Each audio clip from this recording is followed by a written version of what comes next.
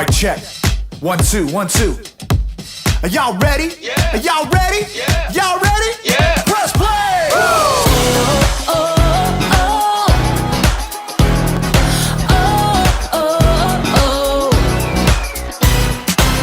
Jesus, we know we belong here because of your love for us that goes on and on forever.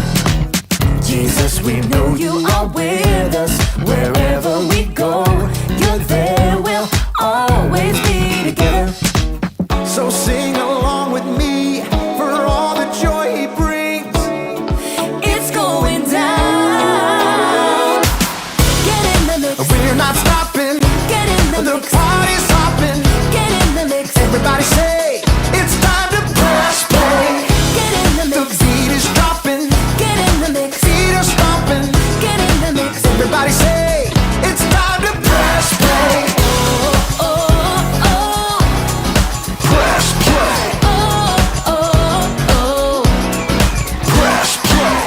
Jesus, we know we belong here because of your love for us that goes on and on forever.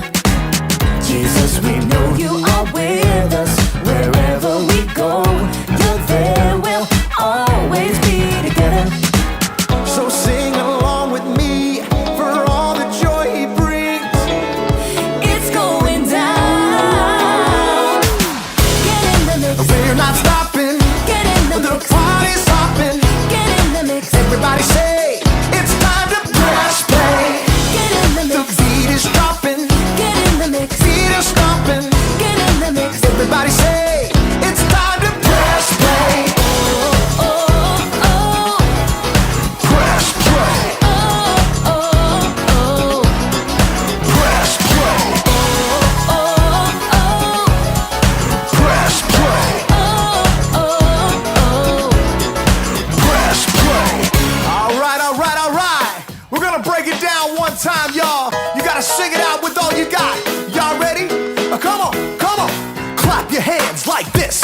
Have confidence to get in the mix. Clap your hands like this. Have confidence to get in the mix. Now clap your hands like this. Like this. Have confidence to get in the mix. Now clap your hands like this. Like this. Everybody get in the mix. Get in the mix. We're not stopping. Get in the The mix. party's hopping. Get in the mix. Everybody say, it's time to press play. Get in the The mix. beat is dropping. Get in the mix. Feet are stomping. Get in the mix. Everybody say, it's time to press play. Oh, oh. Get in the mix. Press play. Oh, oh. Get in the mix. Press play. Oh, oh. Get in the mix. Press play. Oh, oh. Press play.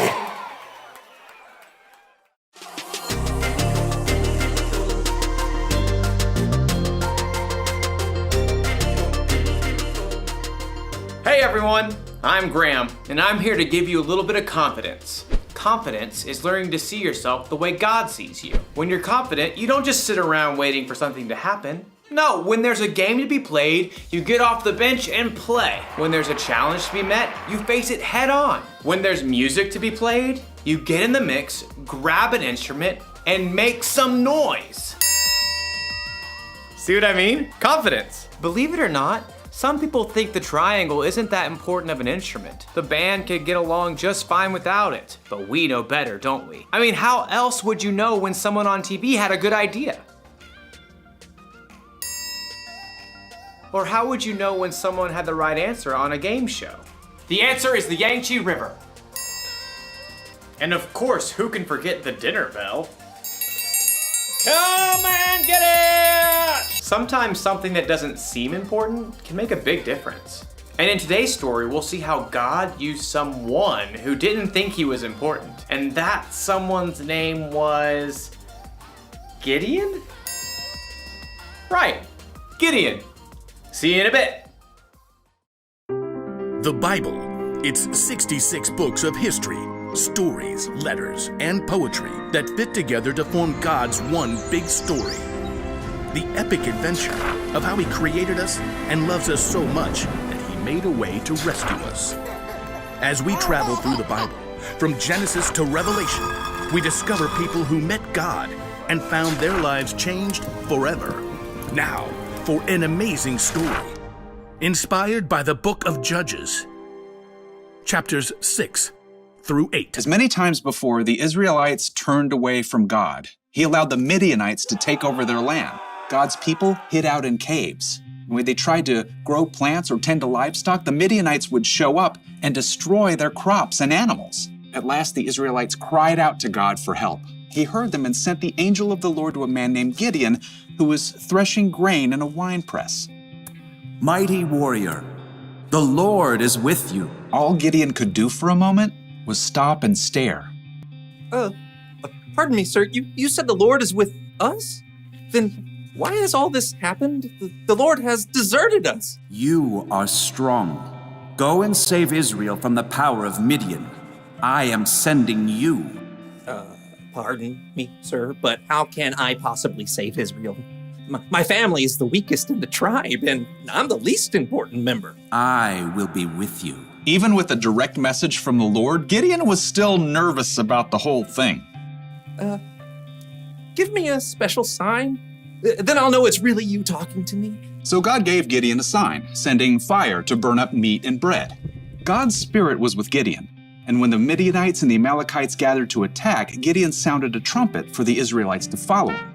But even as the army gathered, Gideon once again pleaded to God for another sign. God responded by letting dew fall on a fleece, and then on the next day, only on the ground surrounding it. Okay, I've got it. Thank you. At last, Gideon was convinced God wanted to use him. He camped with 32,000 men at the spring of Harod and prepared for battle. Here, God spoke again.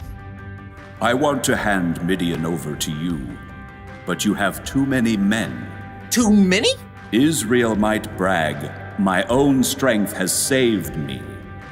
Announce to the army, those who tremble with fear can turn back. Gideon did just as the Lord instructed. There, Lord. 22,000 men have gone home. Only 10,000 left to fight. There are still too many men. Have you seen the Midianite army? Take the men down to the water. There I will reduce the number of them for you. Even though it must have worried Gideon to lose more of his army, he did just as the Lord said. Field trip to the lake, everyone! At the water's edge, the Lord said, Some men will drink the way dogs do. They will lap up the water with their tongues. Separate them from those who get down on their knees to drink. Gideon watched carefully. Most men got on their knees and drank directly from the water, but 300 men cupped the water in their hands and lifted them to their mouths to lap. So, God, I send those 300 men home and keep the other 9,700, right? With the help of the 300 men who lapped up the water, I will save you. Let all the other men go home. Okay. Yes. Gideon sent home every single person in the army except those 300 men. Get some sleep. Tomorrow we will figure out what's next. That night, the Lord spoke to Gideon once more. Get up. What? I'm awake. Gideon stumbled out of his tent. Below, the campfires and torches of the enemy armies covered the entire valley. So many. Like a swarm of locusts. Go down to the camp. Listen to what they are saying. After that, you will not be afraid to attack. Wondering if he might be dreaming, Gideon snuck down the mountain to hover in the shadows at the edge of the camp. He could hear voices from a nearby tent. I had a dream. A round loaf of barley bread came rolling into the camp. It hit the tent with great force and knocked it flat. Wow, but that can only be the sword of Gideon from Israel. God has given him the whole camp. Gideon listened in shock. Wow, God. Thank you. At once, Gideon scrambled back up the hill to the Israelite camp. Get up. Get up. The Lord has handed the Midianites over to you.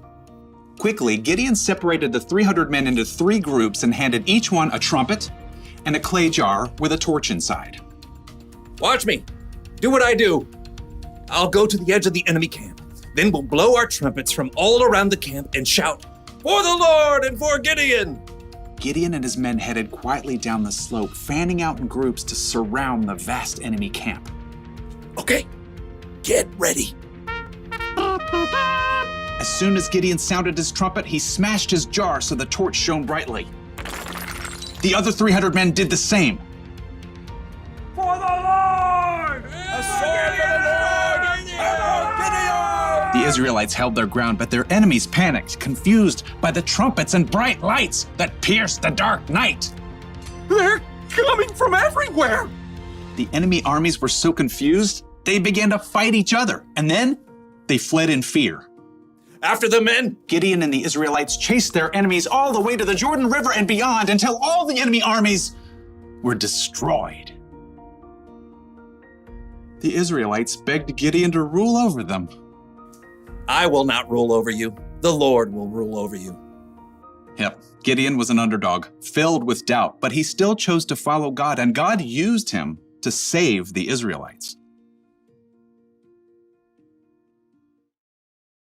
According to Gideon, he was the least important family member and the weakest family of his tribe. He certainly didn't think God would use him to lead an army to victory over their enemies, but sometimes God uses people who don't seem important to make a big difference. You see this all through the Bible. Think of Jesus.